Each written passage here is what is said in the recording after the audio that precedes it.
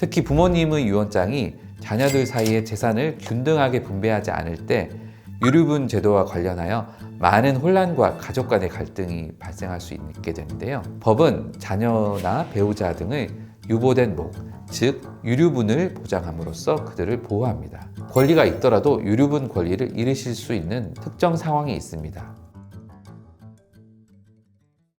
안녕하세요. 저는 장영석 변호사입니다. 저는 한국과 뉴욕에서 변호사 자격을 가지고 있고 한국에서 변호사로 일하고 있습니다. 오늘은 한국 상속법에서 가장 오해를 많이 받는 부분 중 하나인 유류분에 대해 이야기하고자 합니다. 특히 부모님의 유언장이 자녀들 사이의 재산을 균등하게 분배하지 않을 때 유류분 제도와 관련하여 많은 혼란과 가족 간의 갈등이 발생할 수 있게 되는데요. 많은 해외 동포분들은 유언장에서 자신이 완전히 배제되었더라도 여전히 부모님의 유산 중 일부를 청구할 법적 권리가 있다는 사실을 알고 깜짝 놀라십니다. 앞으로 15분 동안 유류분이 정확히 어떻게 작동하는지 설명하고 이 문제에 대해 제가 가장 많이 받는 질문들에 대해 답변해 드리겠습니다. 시작하겠습니다. 유류분은 한국 상속법의 기본적인 보호장치입니다. 고인의 유언과 관계없이 특정의 가까운 가족 구성원이 일정 정도의 몫을 받을 수 있도록 보장해 줍니다. 핵심적인 개념은 한국에서는 원하더라도 자녀나 배우자를 완전히 상속에서 배제할 수 없다는 것입니다. 법은 자녀나 배우자 등의 유보된 목, 즉 유류분을 보장함으로써 그들을 보호합니다. 그렇다면 이 유보된 몫은 얼마나 될까요? 일반적으로 유언이 전혀 없었을 경우 그 사람이 상속받았을 금액의 절반입니다. 예를 들어 설명해 드리겠습니다. 부모님이 세 자녀를 두고 돌아가시고 유언이 없다면 각 자녀는 일반적으로 유산의 3분의 1을 상속받습니다. 하지만 부모님이 한 자녀에게만 모든 것을 주는 유언을 남겼다면 나머지 두 자녀는 각자 유류분을 청구할 수 있으며 이는 3분의 1의 절반, 즉 총 유산의 약 16.7%가 됩니다. 유류분은 자녀와 같은 직계비속과 배우자에게 적용됩니다. 상속순위에 있다면 부모에게도 적용됩니다. 그러나 형제자매는 유류분 권리가 없습니다. 유류분 제도는 외국법, 예를 들어 미국 법과 매우 다릅니다. 미국에서는 대부분의 주에서 유언을 통해 자녀를 자유롭게 상속해서 배제할 수 있습니다만 한국 법은 재산 처분의 개인적 자유보다 가족 보호를 우선시합니다.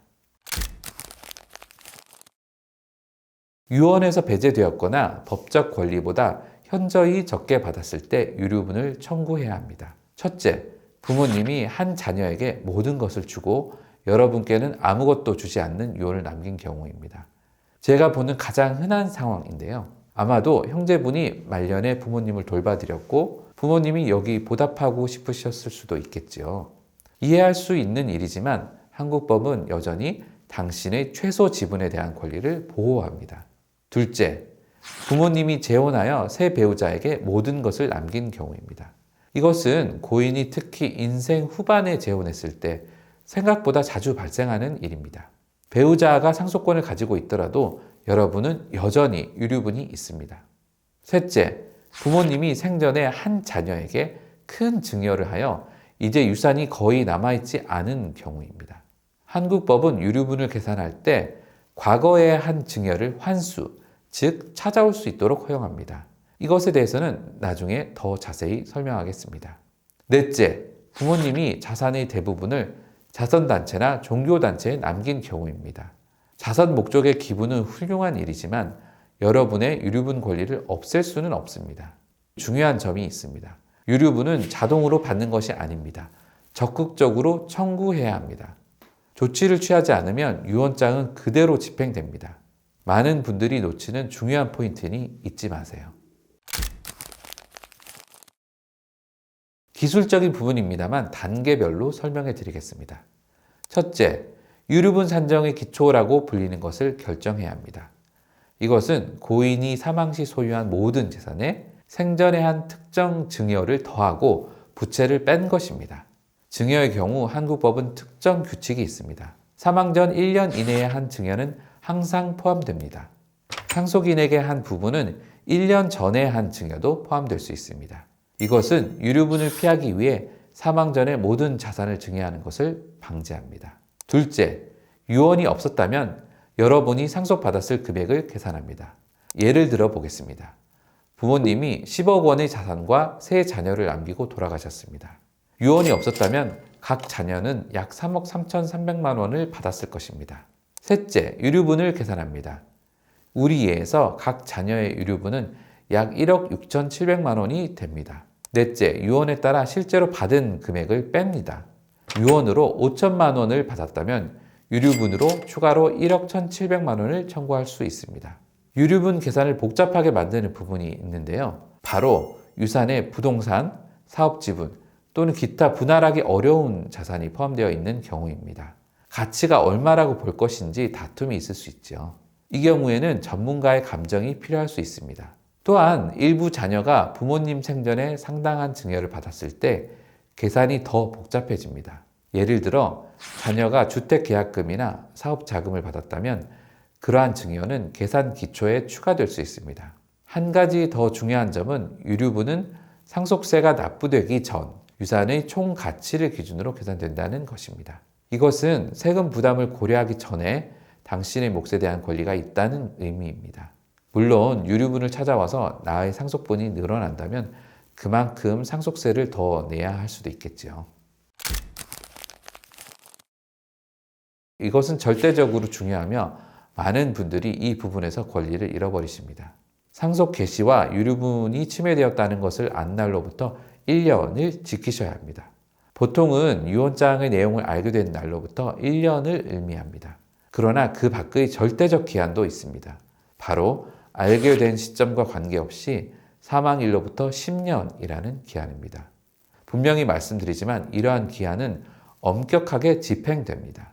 이것을 놓치면 유류분을 청구할 권리를 영구적으로 잃게 됩니다. 해외 동포분들은 이런 점 때문에 특별히 더 어려워지실 수 있는데요. 어떤 경우에는 부모님의 사망을 즉시 알지 못하거나 유언장의 내용을 바로 알지 못할 수 있습니다. 일 때문에 바쁘거나 거리 때문에 또는 언어 장벽을 겪으실 수도 있습니다. 제 조언은 유언장에서 배제되었거나 법이 정한 목보다 적게 받았다는 것을 알게 되는 즉시 바로 한국 변호사와 상담하시라는 것입니다. 기다리지 마세요. 청구를 진행할지 확실하지 않더라도 적어도 기한 내에 청구하여 권리를 우선 보존하세요. 또한 유류분 청구는 비공식적으로 가족 사이에서 의논할 일이 아닙니다. 기한 내에 공식적으로 청구를 해야 하며 한국 민사법원에 소송을 제기해야 합니다. 네, 권리가 있더라도 유류분 권리를 잃으실 수 있는 특정 상황이 있습니다. 첫째, 고인에게 중대한 잘못을 저질렀을 경우입니다. 한국 법은 이것을 상속결격이라고 부릅니다. 예를 들면 고인을 고의로 살해하거나 살해하려고 시도한 경우, 강박이나 사기로 고인이 유언을 작성하거나 철회하는 것을 방해한 경우, 또는 유언을 위조, 변조, 파기 또는 은닉하는 경우 등입니다. 그러나 상속권을 잃는 기준은 상당히 높습니다. 단순히 부모님과 어려운 관계였거나 자주 방문하지 않았다는 것만으로는 충분하지 않습니다. 둘째, 제 이전 영상에서 언급한 3개월 기간 내에 전체 상속을 공식적으로 포기했다면 유류분 권리도 포기하게 됩니다. 포기는 완전히 배제되는 것을 의미합니다. 나중에 돌아와서 유류분을 청구할 수는 없습니다. 셋째, 생전에 부모님으로부터 유류분과 같거나 초과하는 상당한 증여나 지원을 받았다면 법원은 이미 유류분의 몫을 받았다고 판단하게 될 것입니다. 특히 교육, 사업 시작 비용 또는 주택 구입에 도움을 받은 해외 동포분들과 관련이 있습니다. 또 하나 중요한 점이 있는데요. 고인의 사망 전에 유류분 권리를 포기하기로 동의하더라도 그러한 합의는 유효하지 않다는 것입니다. 그러나 추가적인 법적 분쟁을 피하시려면 그러한 조건에 동의하지 않도록 주의해야 합니다. 이것은 불행히도 흔하며 이 경우 한국에서 법적 조치를 취해야 하게 됩니다. 절차는 일반적으로 유언으로부터 이익을 받은 사람에게 공식적인 요구서를 보내는 것으로 시작됩니다. 우리는 그들을 유류분 채무자라고 부를 수 있습니다. 이 요구서에는 유류분 청구 금액, 계산 방법, 그리고 지급 요구를 명확히 표시해야 합니다. 상대방이 거부하거나 응답하지 않으면 한국 민사법원에 소송을 제기해야 합니다. 이것을 유류분 반환 청구 소송이라고 합니다. 관할권을 가진 법원은 일반적으로 채무자가 한국에서 거주하는 곳, 또는 고인이 한국에서 마지막으로 살았던 곳, 또는 부동산의 지분을 청구할 때에는 부동산이 있는 곳입니다. 소송에서 일어나는 일은 다음과 같습니다. 여러분이 상속인임을 증명하고 유류분이 침해되었음을, 그리고 여러분이 받아야 할 정확한 유류분 액수를 증명해야 합니다. 상대방은 계산 결과에 대해 다투거나 재산 가치에 대해 다투거나 여러분의 몫에 반영되어야 할 증여를 이미 받았다고 주장할 수 있습니다. 이러한 절차는 그 복잡성과 상대방이 청구에 이의를 제기하는지 여부에 따라 6개월에서 2년 이상 걸릴 수 있습니다. 좋은 소식은 한국 민사법원이 유류분 분쟁에 매우 익숙하며 이를 처리하기 위한 확립된 절차가 있다는 것입니다. 해외 동포로서 여러분은 외국에 거주하면서 이 소송을 진행할 수 있습니다. 여러분을 대리할 한국 변호사를 고용하시면 됩니다. 실무적인 고려사항으로는 유류분이 부동산과 관련된 경우 소송이 진행되는 동안 재산에 가압류 등을 걸어두실 필요가 있다는 것입니다. 이것은 상대방이 자산을 매각하거나 숨기는 것을 방지합니다. 네, 이것은 유류분 청구의 가장 복잡하고 논쟁의 여지가 있는 측면 중 하나입니다. 한국 법은 생전에 한 증여 중의 일부를 유류분의 산정의 기초에 포함합니다. 규칙은 누가 증여를 받았는지에 따라 다릅니다. 상속인이 아닌 사람에게 증여를 한 경우 사망 전 1년 이내에 한 증여만 포함됩니다. 따라서 부모님이 사망 2년 전에 교회에 큰 기부를 했다면 일반적으로 유류분에 영향을 미치지 않습니다. 상속인에게 한 증여는 언제 한 증여든지 포함될 수 있습니다. 실무에서는 상속인에게 한 상당한 액수의 증여가 일반적으로 계산에 포함됩니다. 제가 보는 보통의 사례는 자녀에게 주택 구입을 위해 준 돈, 사업 시작 자금, 해외에서의 공부를 위한 고액의 교육비 또는 재산이나 사업 지분 이전입니다. 까다로운 부분이 있는데요. 어떤 것이 증여가 되는지의 문제입니다. 부모님이 정말 갚을 거라는 기대와 함께 돈을 빌려줬다면 그것은 증여가 아닙니다. 하지만 갚지 않을 것으로 이해되었다면 그것은 증여입니다. 또한 정상적인 부모의 지원은 증여가 되지 않습니다. 일상적인 생활비, 합리적인 범위의 교육비 또는 생일이나 휴일을 위한 작은 선물은 계산에 포함되지 않습니다. 네, 양 당사자가 동의할 때 가능합니다. 법적으로 유류분은 현금으로 지급되어야 하며 또는 지분을 청구하는 경우 재산의 지분으로 지급되어야 합니다. 유류분을 현금으로 빚진 사람이 충분한 현금이 없다면 법원은 분할 지급이나 특정 재산의 이전을 제한할 수 있습니다. 분할 지급의 경우 법원은 일반적으로 어떤 경우에는 이자와 함께 합리적인 지급 일정을 설정합니다. 기간은 빚진 금액과 의무자의 재정 상황에 따라 달라집니다. 재산으로 지급하는 경우는 유산이 가족 주택이나 사업일 때 자주 발생합니다. 예를 들어 형제가 부모님의 집을 상속받고 여러분이 유류분을 청구한다면 재산의 공동 소유자가 되는 결과가 될 수 있습니다. 또는 법원은 재산을 매각하고 수익을 나누도록 제한할 수 있습니다. 여기서 실리를 따져야 하는데요. 많은 유류분 분쟁은 소송 전이나 심지어는 소송 중에도 협상을 통해 해결될 수 있습니다.